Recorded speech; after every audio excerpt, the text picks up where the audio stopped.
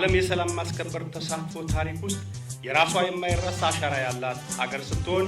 በታሪክም እንደ አውሮፓ አቆጣጠር በ1951 የኮሪያ ጦርነት ጀምሮ ኢትዮጵያ ለዓለም ሰላም ያላቸው ቁርጠኝነት፣ ዲሲፕሊንና ጀግንነት በተግባር በማሳየት ከዚያም በኮንጎ፣ በሩዋንዳ፣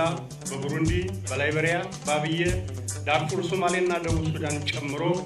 በብዙ የሰላም ማስከበር ተልዕኮዎች በታማኝነትና በብቃት ተልዕኳቸውን በመወጣት አገራችን ለዓለም ሰላም ያላትን ቁርጠኝነት ያሳዩ ሲሆን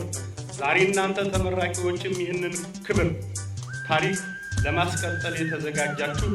የትውልድ ተረካቢዎች ናችሁ። እውቀትና ክህሎት የመጨረሻ ሳይሆን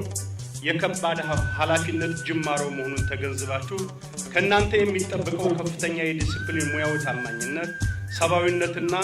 የሀገር ክብርን በመላበስ የምትሰማሩበት አካባቢ ለሰላም ተስፋ የሚያደርጉ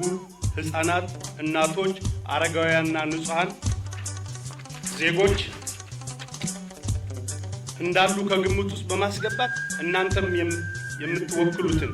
ራሳችሁን ብቻ ሳይሆን የኢትዮጵያን ታሪክ፣ ባንዲራ እና ሕዝብ በመሆኑ ከባድ ኃላፊነት እንደሚጠበቅባችሁ አጽንኦት